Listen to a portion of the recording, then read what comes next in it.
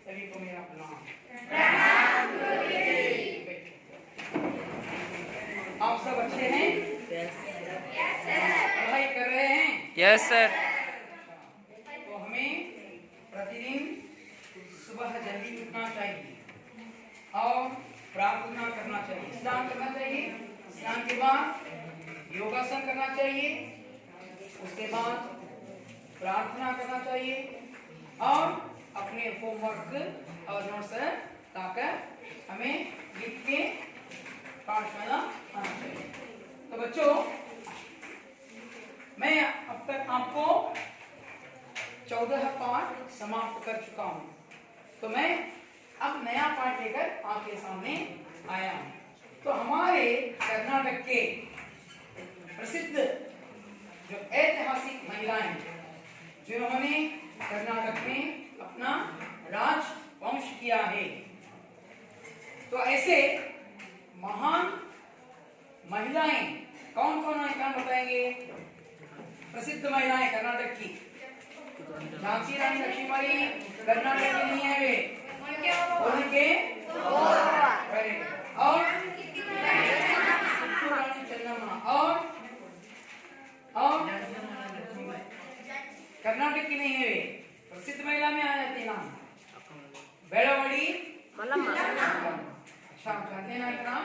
तो ऐसे ही जो प्रसिद्ध अन्य महिलाएं भी हमारे कर्नाटक में, जिन्होंने इस कर्नाटक को समृद्ध बनाने में, कर्नाटक का नाम रोशन करने में उनका भी योगदान रहा है।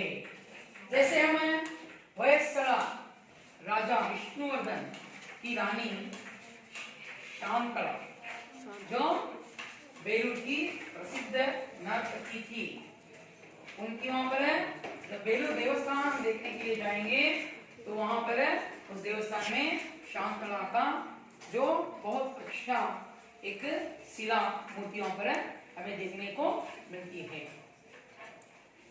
तो बच्चों, आज मैं आपको पाठ करने जा रहा हूं जो नया पाठ है, वीरांगना चन्नम्मा। तो कौन सा पाठ करेंगे हमें?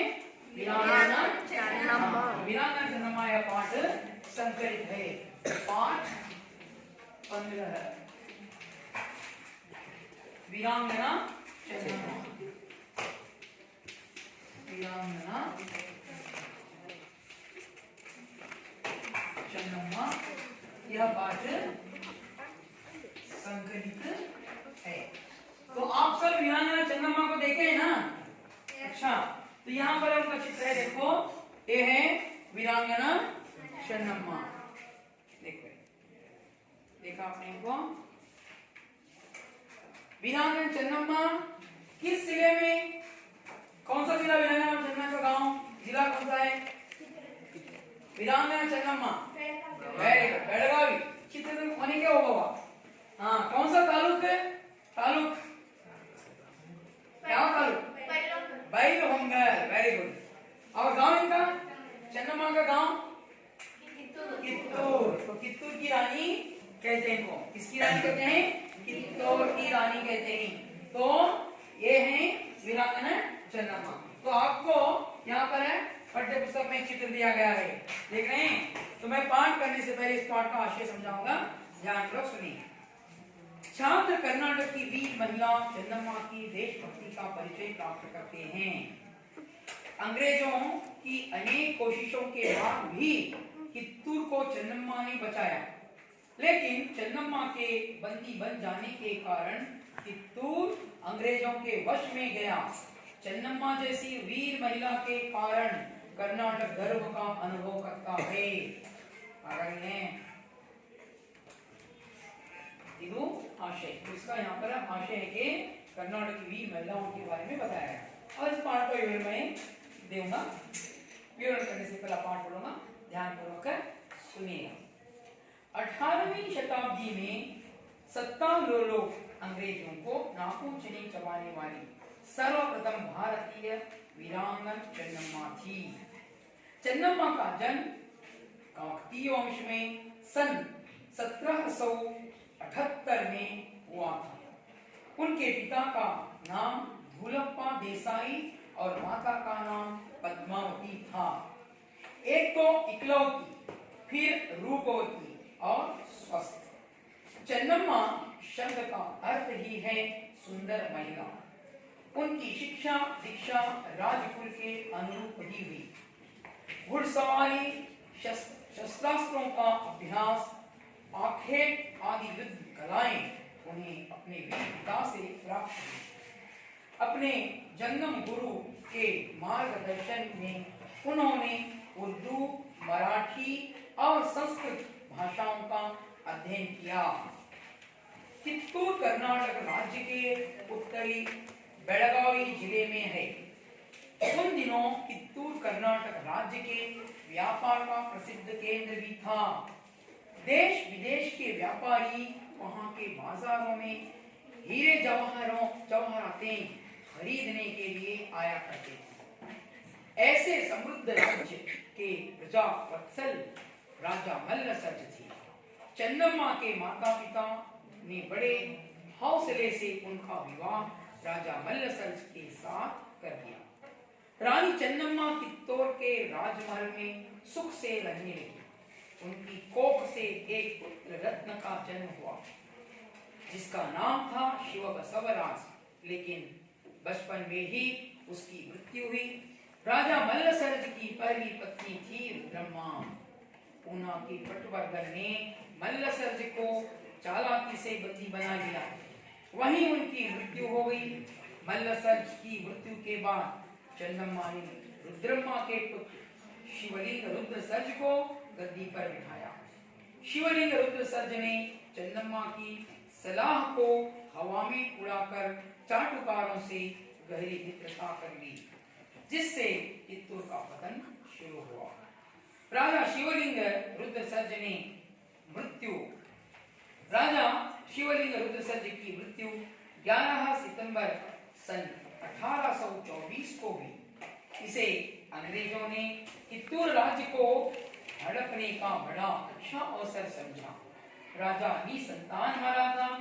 उसने अपने एक संबंधी गुरुलिंग मल्लसर्ज को गोद दिया था, लेकिन अंग्रेज गोद दिए पुत्र को उत्तराधिकारी नहीं मानते थे। उस समय डालहौसी गवर्नर जनरल थे।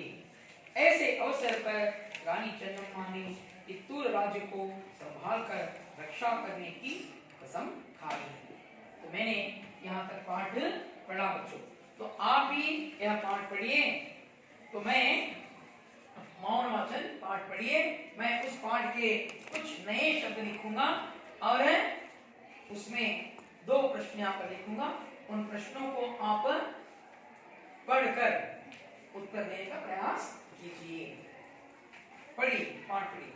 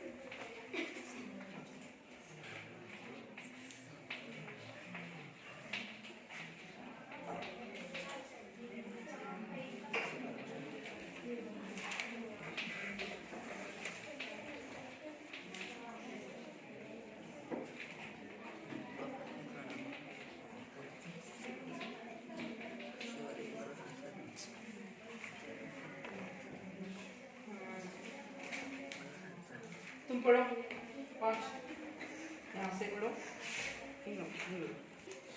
शताब्दी शताब्दी में सत्तालोलोह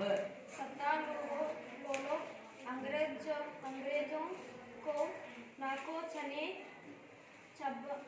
वाली सर्वप्रथम भारतीय वीरांग चन्नम्मा थी। चन्नम्मा का जन्म काकतीय वंश में सन 1778 में हुआ था। उनके पिता का नाम दुर्लप्पा देसाई और माता का नाम पद्मावती था। एक तो एकलवती, फिर रूपवती और स्वस्थ। चन्नम्मा शब्द का अर्थ ही है सुंदर महिला। उनकी शिक्षा दीक्षा राजकुल के अनुरूप ही हुई। घुड़सवारी, शस्त्रास्त्रों का अभ्यास, आर्केड आदि युद्ध कलाएं उनके अपने वीर पिता से प्राप्त हुई। अपने जंगमंगूर के मार्गदर्शन में उन्होंने उर्दू, मराठी और संस्कृत भाषाओं का अध्ययन किया। चित्तूर कर्नाटक राज्य के उत्तरी बेलगावी जिले में है। उन दिनों चित्तूर कर्नाटक राज्य के व्यापार का प्रसिद्ध केंद्र भी था। देश विदेश के व्यापारी वहाँ के बाजारों में हीरे जवाहरातों खरीदने के लिए आया करते थे। ऐसे समृद्ध राज्य के प्रजावत्सल राजा मल्लसर्ज थे। चन्नम्मा के माता पिता ने बड़े हौसले से उनका विवाह राजा मल्लसर्ज के साथ कर दिया।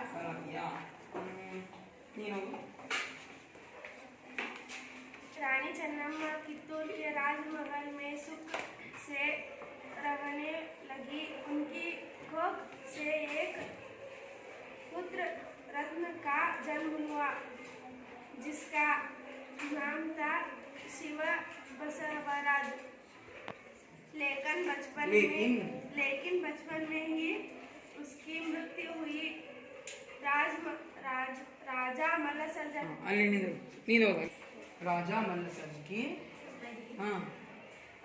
राजा मल्लसर्ज की पहली पत्नी थी रुद्रम्मा। पुरा के पटवर्धन ने मल्लसर्ज को चालाकी से बंदी बना लिया। वही उनकी मृत्यु हो गई। मल्लसर्ज की मृत्यु के बाद चन्नम्मा ने रुद्रम्मा के पुत्र शिवलिंग रुद्र सर्जा को गद्दी पर बिठाया। शिवलिंग रुद्र सर्ज ने चन्नम्मा की सलाह को हवा में उड़ाकर चाटुकारों से गहरी मित्रता कर ले, जिससे चित्तूर का पतन शुरू हुआ। की मृत्यु 11 सितंबर 1824 को हुई। इसी अंग्रेजों ने चित्तूर राज्य को हड़पने का बड़ा अच्छा अवसर समझा। राजानी संतान मरा था। उसने अपने एक संबंधी गुरुलिंग मल्लसर्ज को गादी लिया था, लेकिन अंग्रेजों ने गोद लिया पुत्र को उत्तराधिकारी नहीं मानते थे। ऐसे अवसर पर रानी चन्नम्मा ने चित्तूर राज्य को संभाल कर रक्षा करने की कसम खाई। 18वीं शताब्दी में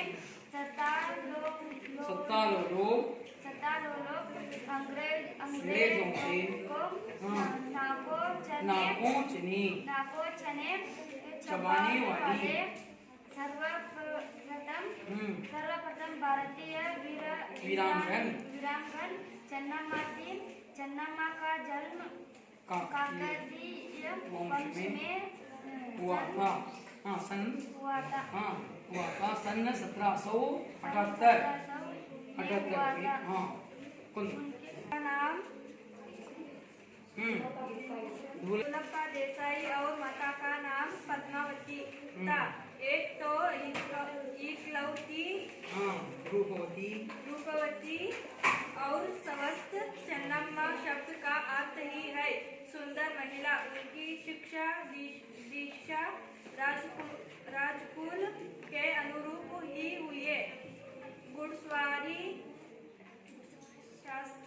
शस्त्रों का अभ्यास आर्केट आदि युद्ध कलाएं उन्हें अपने वीर पिता से प्राप्त हुए। अपने जंगम गुरु के मार्गदर्शन में उन्होंने उर्दू, मराठी और संस्कृत भाषाओं का अध्ययन किया। सत्ता का क्या है? अधिकार। सत्ता का क्या है? अधिकार। लोलू ಏನೋ ಲೋಲು ಬಂದ್ರೆ ಲೋಭಿ ಬಂದ್ರೇನು ಆಸೆ ಉಲ್ಕ ಏನೋ ಲೋಭಿ ಅಂದ್ರೇನು ಆಸೆ ತೊಂದ್ರೆ ನೀನು क्या नेक्स्ट में बोल इकलौती का क्या है? एकमात्र ತೊಂದ್ರೆ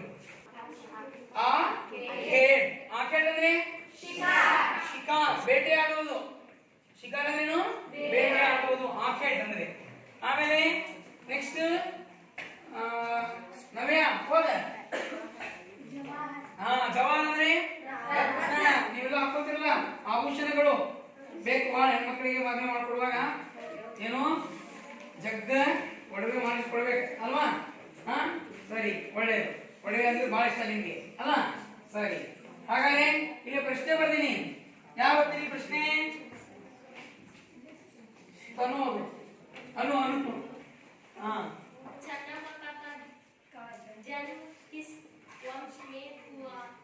चन्नम्मा का जन्म किस वंश में हुआ? क्या ಹೇಳ್ತೀರಿ? काकतीय वंश में हुआ। Very good. चन्नम्मा का जन्म किस वंश में हुआ? काकतीय वंश में हुआ। पार्वती बोलो। चन्नम्मा शब्द का अर्थ क्या है? चन्नम्मा शब्द का अर्थ क्या है? प्रीतम सुंदर महिला। Very good. चन्नम्मा का अर्थ क्या है? सुंदर महिला। तीसरा प्रश्न है, क्या है? कौन पढ़ेंगे? तुम बसवराज। पति का नाम क्या है? चन्नम्मा के पति का नाम क्या है? चन्नम्मा के पति का नाम क्या है?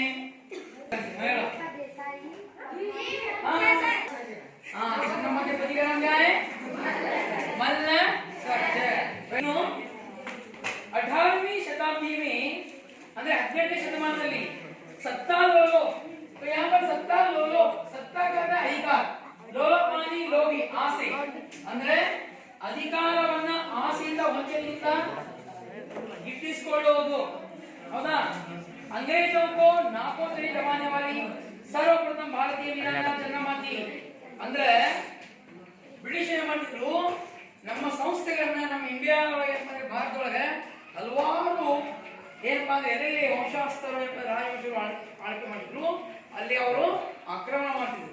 ಈಸ್ಟ್ ಇಂಡಿಯಾ ಕಂಪನಿಯ ಒಂದು ಏನಪ್ಪಾ ಅಂದ್ರೆ ಎಲ್ಲ ನಮ್ಮ ಭಾರತವನ್ನ ತನ್ನ ಅಧೀನದಲ್ಲಿ ಇಟ್ಕೊಳ್ಬೇಕು, ತಾನೇ ಅದರ ಅಧಿಕಾರವನ್ನ ನಡೆಸಬೇಕು. ಹೀಗಾಗಿ ಎಲ್ಲಿಯಾದ್ರೂ ಅಲ್ಲಿ ರಾಜ ಇರ್ಬೇಕಂದ್ರೆ ಅದ್ರ ಮೇಲೆ ಏನ್ ಮಾಡೋರು, ಹೆಣ್ಮಕ್ಕಳಿಗೆ ಅಧಿಕಾರಕ್ಕೆ ಬಿಡಂಗಿಲ್ಲ.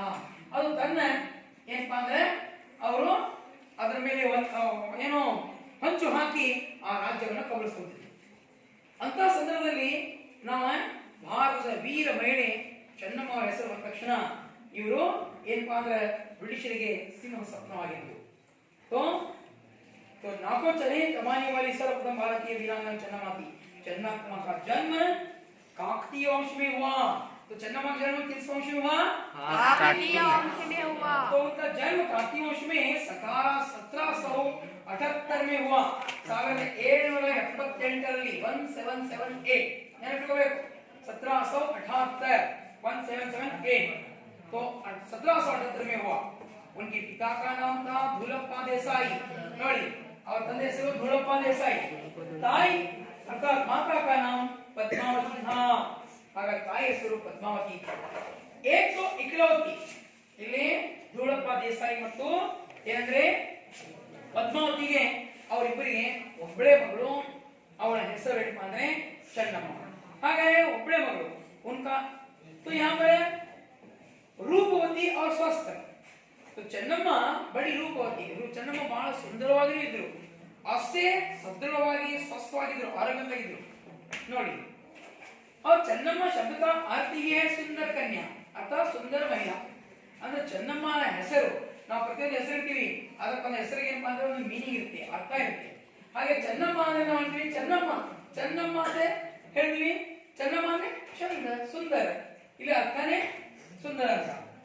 तो उनकी शिक्षा दीक्षा राजकुल के अनुरूप हुई है ಅಂದ್ರೆ ಅವರ ಶಿಕ್ಷಣ ಮತ್ತು ಅವರಿಗೆ ದೀಕ್ಷೆ ಆಮೇಲೆ ಅವರಿಗೆ ವಿದ್ಯಾಭ್ಯಾಸ ಎಲ್ಲ ರಾಜಮನೆತನಗಳಲ್ಲಿ ಆಯಿತು।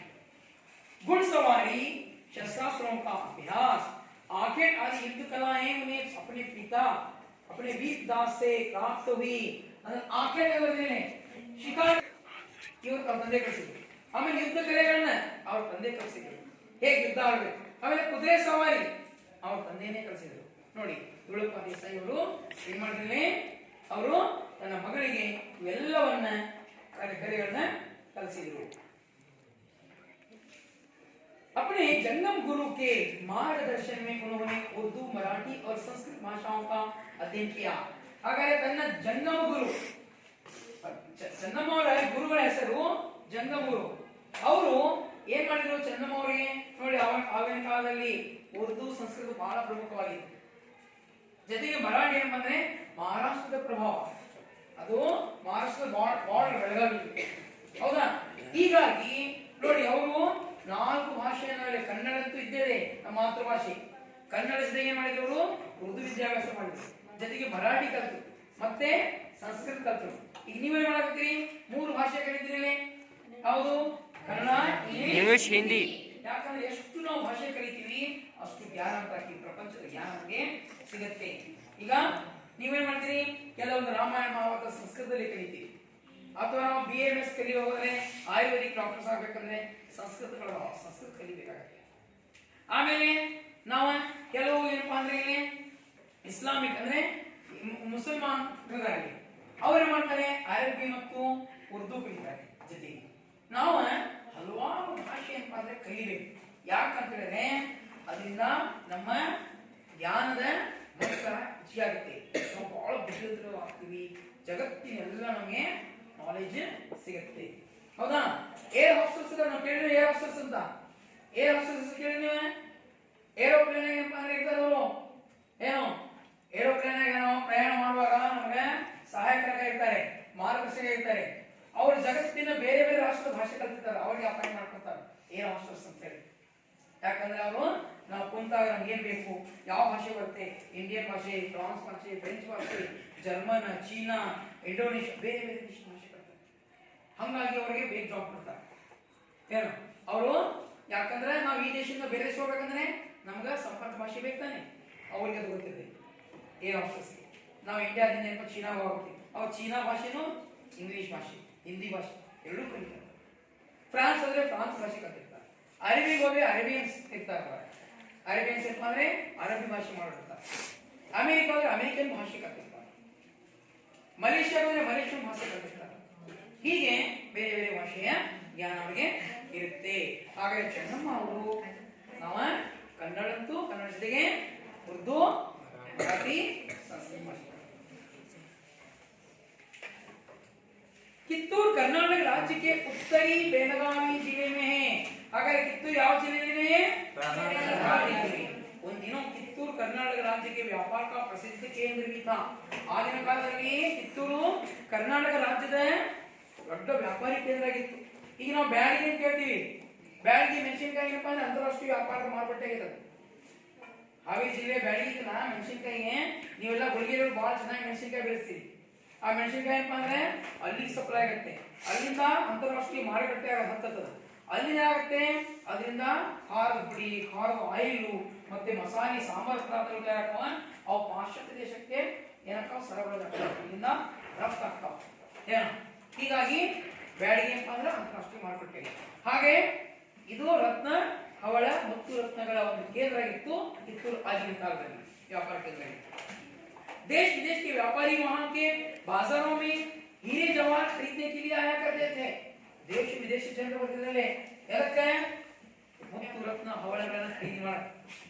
ऐसे समृद्ध राज्य के प्रजा वत्सल राजा मल्ल सर्ज थे ಹಾಗಾದ್ರೆ ಕಿತ್ತೂರು ರಾಜ ಯಾರಿದ್ರು ಮಲ್ಲ ಸರ್ಜ ಹಾಗಾದ್ರೆ ರಾಣಿ ಚೆನ್ನಮ್ಮ ಅವರ ಗಂಡನ ಹೆಸರೇನು ಮಲ್ಲ ಸರ್ಜ ತುಳಬ ಹೆಸರು ಯಾರು ಕನ್ಫ್ಯೂಸ್ ಮಾಡ್ಕೋಬೇಡ್ರಿ ತಂದೆ ಬೇರೆ ಗಂಡ ಬೇರೆ ಗಂಡ ಯಾರು ತಂದೆ ಯಾರು तो उनका विवाह जिनसे होता है मल्ल सर्ज से हुआ चन्नम्मा के माता पिता ने बड़े हौसले से उनका विवाह राजा मल्ल सर्ज के साथ कर दिया रानी चन्नम्मा कित्तूर के राजमहल में सुख से रहने लगी ಹಾಗಾದ್ರೆ ರಾಣಿ ಚೆನ್ನಮ್ಮ ದೊಡ್ಡ ಮನೆತನ ಅರಮನೆ ಆಮೇಲೆ ದೊಡ್ಡ ಇವನು ರಾಜ ಮಲ್ಲ ಸರ್ಜ ಹಾಗಾದ್ರೆ ಆ ಮನೆ ಮದುವೆ ಮಾಡ್ಕೊಟ್ಮೇಲೆ ರಾಣಿ ಚೆನ್ನಮ್ಮ ಬಹಳ ಸುಖವಾಗಿ ಜೀವನ ಮಾಡಕತ್ತು उनके कोख से एक पुत्र रत्न का जन्म हुआ ಹಾಗಾಗಿ ಚೆನ್ನಮ್ಮ ಅವರಿಗೆ ಒಂದು ಮಗು ಆಯಿತು ಚೆನ್ನಮ್ಮ ಅವರಿಗೆ ಆಯಿತು ಮಗು ಆಯಿತು तो जिसका नाम था शिव बसवराज तो उनका नाम क्या था शिव बसवराज लेकिन बचपन में ही उसकी मृत्यु हुई ಆ ಮಗು ಬಾಲ್ಯದಲ್ಲಿಯೇ ತೀರ್ಕೊಂಡು ಹೋಯಿತು ರಾಜ ಮಲ್ಲ ಸರ್ಜ की पहली पत्नी थी ರುದ್ರಮ್ಮ ಹಾಗಾಗಿ ಆಗಿನ ಕಾಲದಲ್ಲಿ ಏನಿತ್ತು ಪದ್ಧತಿ ರಾಜ ವಂಶದವರು ರಾಜಮಹಾರಾಜರು 1 2 3 ಮದುವೆಗಳನ್ನ ಮಾಡ್ಕೊತಿದ್ರು ರಾಣಿಯರು 3 ಜನ 2 ರಾಣಿಯರು ಇರ್ತಿದ್ರು ಆಗಿನ ಕಾಲದಲ್ಲಿ ನಾವು ದಶರಥ ನೋಡಿದಾಗ ದಶರಥ ರಾಜ ಯಾರು ಶ್ರೀರಾಮಚಂದ್ರನ ತಂದೆ ಅವರಿಗೆ 3 ಜನ ಹೆಂಡತಿಯರು ಹೌದಾ 4 ಮಕ್ಕಳಿದ್ರು ಶ್ರೀರಾಮಚಂದ್ರ ಭರತ ಲಕ್ಷ್ಮಣ ಶತ್ರುಘ್ನ ಹೌದಾ ಹಾಗಾದ್ರೆ ಇಲ್ಲಿ ಮಲ್ಲ ಸರ್ಜಿಗೂ ಇಬ್ಬರು ಪತ್ನಿಯರು ಒಬ್ರು ರುದ್ರಮ್ಮ ಅಂತ ಮೊದಲನೇ ಹೆಂಡತಿ ಎರಡನೇ ಹೆಂಡತಿ ಯಾರು ಚೆನ್ನಮ್ಮ ಎರಡನೇ ಹೆಂಡತಿ ಯಾರು ಚೆನ್ನಮ್ಮ ಹಾಗಾದ್ರೆ ರುದ್ರಮ್ಮ हाँ पूना के पटवर्धन ने मल्ल सर्ज को चालाकी से बंदी बना लिया ಹಾಗಾದ್ರೆ ರುದ್ರಮ್ಮ ಗಂಡ ಬಂದ್ರೆ ಮಲ್ಲ ಸರ್ಜ ಅಂದ್ರೆ ಚೆನ್ನಮ್ಮ ಗಂಡನೇ ಪಟ್ವರ್ಧನ ಅಂದ್ರೆ ಪೂನಾದ ಪಟ್ವರ್ಧನ ಒಂದು ವಂಶದವರು ಅವ್ರು ಏನ್ ಮಾಡಿದ್ರು ಮಲ್ಲ ಸರ್ಜಿಗೆ ಏನ್ ಮಾಡಿದ್ರು ಕಿಡ್ನಾಪ್ ಮಾಡ್ಕೊಂಡು ಅಂದ್ರೆ ಅವ್ರನ್ನ ಬಂದಿ ಮಾಡ್ಕೊಂಡು ಪೂನಾದಲ್ಲಿ ಸೆರೆ ಮನೆಯಲ್ಲಿ ಅವ್ರನ್ನ ಇಟ್ರು ಕಾರಣದಲ್ಲಿ ಇಟ್ರು तो बंदी बना लिया पूना के पटवर्धन ने मल्ल सर्ज को चालाकी से बंदी बना लिया वहीं उनकी मृत्यु हुई ಅಲ್ಲಿ ಮಲ್ಲ ಸರ್ಜ ತೀರ್ಕೊಂಡು ಹೋದರು मल्ल सर्ज की मृत्यु के बाद चन्नम्मा ने रुद्रम्मा के पुत्र शिवलिंग रुद्र सर्ज को गद्दी पर बिठाया ಅಂದ್ರೆ ಮಾಡಿದ್ರು ರುದ್ರಮ್ಮನಿಗೆ ಒಂದು ಮಗು ಇತ್ತು ಆ ಮಗನ ಹೆಸರು ಏನಪ್ಪಾ ಅಂದ್ರೆ ರುದ್ರ ಸರ್ಜ ಹೌದಾ ರುದ್ರಮ್ಮ के पुत्र ಶಿವಲಿಂಗ ರುದ್ರ ಸರ್ಜ ಅವನ ಹೆಸರೇನು ಶಿವಲಿಂಗ ರುದ್ರ ಸರ್ಜ ರುದ್ರಮ್ಮನ ಮಗ ಚೆನ್ನಮ್ಮ ಏನ್ ಮಾಡಿದ್ರು ಈಗ ಒಬ್ಬರ ರಾಜವನ್ನ ಆಳಬೇಕಲ್ಲ ಕಿತ್ತೂರು ರಾಜ್ಯಕ್ಕೆ ಏನ್ ಮಾಡಿದ್ರು ಅವನ ಪಟ್ಟಾಭಿಷೇಕ ಮಾಡಿ ರುದ್ರಮ್ಮನ ಮಗನಿಗೆ ಏನ್ ಮಾಡಿದ್ರು ಆ ರಾಜ್ಯದ ರಾಜನಾಗಿ ನೇಮಕ ಮಾಡಿದ್ರು शिवलिंग रुद्र सर्ज ने चन्नम्मा की सदा को हवा में उड़ा दिया हवा में उड़ाना नेग्लेक्ट ಮಾಡೋದು उनकी बातों को नहीं मानना उनकी बातों को इनकार करना ಅಂದ್ರೆ ಚೆನ್ನಮ್ಮ ಅವರ ಮಾತನ್ನ ರುದ್ರ ಸರ್ಜನ್ ಮಾಡಿದ ಶಿವಲಿಂಗ ರುದ್ರ ಸರ್ಜನ್ ಅವರ ಮಾತಿಗೆ ಬೆಲೆ ಕೊಡಾಕತ್ತಿಲ್ಲ ಏನ್ ಮಾಡಿದ ಅವ್ರ ಮಾತನ್ನ ಬೆಲೆ ಕೊಡಲಿಲ್ಲ ತನ್ನದೇ ಆದಂತಹ ಒಂದು ದಬ್ಬಾಳಿಕೆ ಆಡಳಿತ ನಡೆಸಕತ್ತ ಚಾಟುಗಾರರು से गहरी मित्रता कर ली ಅವ್ರು ಮಾಡಿದ ಹೋಲಿ ಜನರ ಜೊತೆಗೆ ಅಂದ್ರೆ ದುಷ್ಟ ಜನರ ಜೊತೆಗೆ ಫ್ರೆಂಡ್ಶಿಪ್ ಮಾಡ್ಕೊಂಡ ಶಿವಲಿಂಗ ರುದ್ರ ಸರ್ಜನ್ जिससे कित्तूर का पतन शुरू हो गया पतन ಅಂದ್ರೆ ಏನು ಯುದ್ಧ ಅಲ್ಲ, ಪತನವಾಗುವುದು ಅಂದ್ರೆ ನಾಶವಾಗುವುದು. ಅಲ್ಲಿಂದ ಏನಾಯ್ತಂದ್ರೆ ಕಿತ್ತೂರು ರಾಜ್ಯ ಶಿವಲಿಂಗ ರುದ್ರ ಸರ್ಜ ಏನ್ ಮಾಡಿದ, ಕೆಟ್ಟ ಜನ ಜೊತೆಗೆ ಸಹವಾಸ ಮಾಡಿದ. ಅವಾಗ ಕಿತ್ತೂರು ರಾಜ್ಯ ಏನಾಗ್ತಾ ಇತ್ತು, ನಾಶವಾಗ್ತಾ ಹೋಗ್ತಾ ಇತ್ತು, ಹಾಳಾಗ್ತಾ ಇತ್ತು. राजा शिवलिंग रुद्र सर्ज की मृत्यु 11 सितंबर सन 1824 को हुई. ನೋಡಿ, ಶಿವಲಿಂಗ ರುದ್ರ ಸರ್ಜ 11 ಡಿಸೆಂಬರ್ ಸೆಪ್ಟೆಂಬರ್ 1824 ಅವನು मृत्युआग. इसे अंग्रेज ने कित्तूर राज्य को हड़पने का बड़ा अच्छा अवसर समझा. ಅವಾಗ ಆಂಗ್ಲರು ಏನು ಮಾಡಿದ್ರು, ಈಗ ಶಿವಲಿಂಗ ರುದ್ರ ಸರ್ಜನು ತೀರ್ಕೊಂಡಾದ ಮೇಲೆ ಆ ರಾಜ್ಯಕ್ಕೆ ಯಾವ ರಾಜನೆಲ್ಲ ಆಯ್ತು. ಯಾಕಂದ್ರೆ ಇಬ್ರು ರಾಣಿಯರಿದ್ದಾರೆ, ಅವ್ರ 2 ಮಕ್ಕಳು ಈಗ, ಅವರಿಗೆ 2 ಮಕ್ಕಳಿಲ್ಲ. ಈಗ ರಾಜ್ಯಕ್ಕೆ ಅವರು ಪಟ್ಟಾಭಿಷೇಕ ಮಾಡಬೇಕಾದ್ರೆ ಒಬ್ಬ ಬೇಕಲ್ಲ ಈಗ ಉತ್ತರಾಧಿಕಾರಿ. ಹೀಗಾಗಿ ಅಲ್ಲಿ ಯಾರು ಇಲ್ಲದನ್ನ ಬ್ರಿಟಿಷರು ನೋಡಿದ್ರು. ಆ ಸಂದರ್ಭ ರಾಜ ನಿಸಂತಾನವಾದ, ಅಂದ್ರೆ ಶಿವಲಿಂಗ ರುದ್ರ ಸರ್ಜನಿಗೆ ಯಾವ ಮಕ್ಕಳಾಗಿರಲಿಲ್ಲ. ಅವನಿಗೆ ಅಂದ್ರೆ ರುದ್ರನ ಮಗ ಶಿವಲಿಂಗ ರುದ್ರ ಸರ್ಜನಿಗೆ ಯಾವ ಮಕ್ಕಳ ಆಗಿರಲಿಲ್ಲ. ಹೀಗಾಗಿ ಅವನು ನಿಸಂತಾನ ಮಕ್ಕಳಿದ್ದ. ಈಗ ಆ ರಾಜ್ಯಕ್ಕೆ ಒಬ್ಬ ಉತ್ತರಾಧಿಕಾರಿ ಬೇಕ ಇರಲಿಲ್ಲ. इधर ನೋಡಿದ್ರು. उसने अपने एक संबंधी गुरुलिंग मल्ल सर्ज को गोद दिया. ಆವಾಗ ಇವರು ಗುರುಲಿಂಗ ಮಲ್ಲ ಸರ್ಜ ಅಂತ ಚೆನ್ನಮ್ಮ ಮಾಡಿದ್ರು, ಒಂದು ಮಗುವನ್ನ ದತ್ತಕ್ಕೆ ತೆಗೆದುಕೊಂಡಿದ್ರು. लेकिन अंग्रेज गोद दिए पुत्र को उत्तराधिकारी नहीं मानते थे. ಅವಾಗ ಆಂಗ್ಲರು ಉತ್ತರಾಧಿಕಾರಿಗೆ ನೀವು ಪಟ್ಟಾಭಿಷೇಕ ಮಾಡಬಾರದು, ನಾವು ಇದಕ್ಕೆ ನಮ್ಮಂಗಿಲ್ಲ ಒಪ್ಪಂಗಿಲ್ಲ ಅಂತ ಏನ್ ಮಾಡಿದ್ರು, ಅವರು ಇವ್ರ ಮೇಲೆ ಏನ್ ಮಾಡಿದ್ರು, ದಬ್ಬಾಳಿಕೆಯನ್ನ ಹೇಳಿದ್ರು. उस समय डालहौसी गवर्नर जनरल थे. ಹಾಗಾದ್ರೆ ಕಿತ್ತೂರಿನ ರಾಣಿ ಚೆನ್ನಮ್ಮ ಅವರು ಆಡಳಿತಿದ್ದಾಗ ಬ್ರಿಟಿಷ್ ಗವರ್ನರ್ ಯಾರಿದ್ರು, ಡಾಲ್ಹೌಸಿ. ಬ್ರಿಟಿಷ್ ಗವರ್ನರ್ ಯಾರು, ಡಾಲ್ಹೌಸಿ ಗವರ್ನರ್ थे. ಗವರ್ನರ್ ಇವರು ಆಗಿನ ಕಾಲದ ಬ್ರಿಟಿಷ್ ಕಾಲದ ಗವರ್ನರ್ ಆಗಿದ್ರು ಕಿತ್ತೂರು ರಾಣಿ ಚೆನ್ನಮ್ಮ ಆಡಳಿತಿದ್ದಾಗ.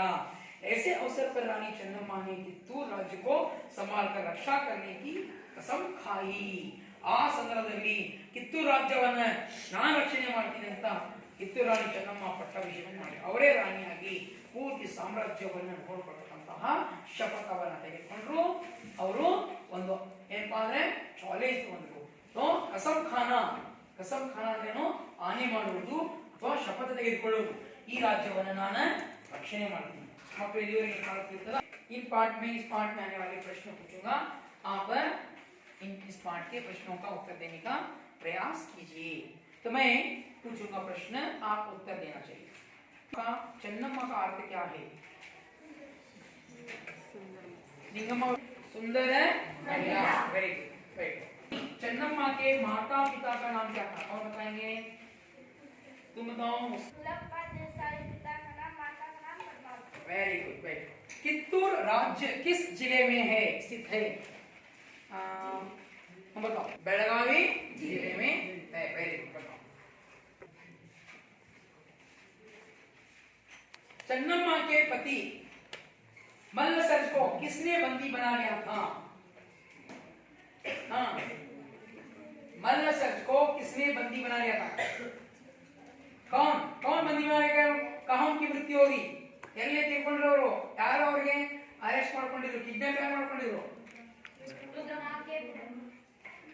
मल्ल सर्ज के चन्नम्मा के पति या रुद्रम्मा के पति मल्ल सर्ज को किसने बंदी बनाया था? यारो. Very good. हेलो यारो. हाँ, पूना के पटवर्धन ने मल्ल सर्ज को बंदी बनाया, वहीं उनकी मृत्यु होगी. चन्नम्मा जब इस कित्तूर की रानी बनी तो भारत में कौन गवर्नर जनरल बने थे? हाँ, वेरी गुड. चन्नम्मा मल्ल सर्ज की दूसरी पत्नी का नाम क्या था? चलो.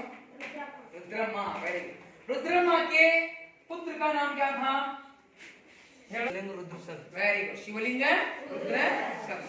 चन्नम्मा के विवाह के बाद उनको एक पुत्र का नाम क्या था? चलो.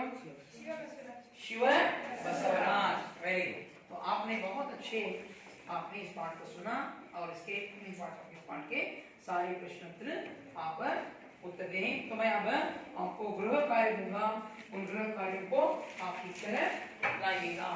गृह कार्य ಕೊಡ್ತೀನಿ, ಗೃಹ ಕಾರ್ಯ ಬರ್ಕೊಂಡು ಬನ್ನಿ. ಹೌದಾ?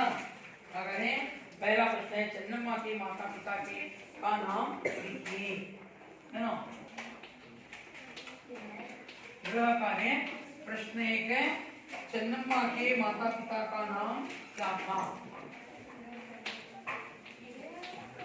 चन्नम्मा के माता पिता का बंधु। दूसरा प्रश्न है तो यहाँ पर चन्नम्मा को उनके पिता से कौन कौन सी कलाएं प्राप्त हुई थी। चन्नम्मा को उनके पिता से कौन सी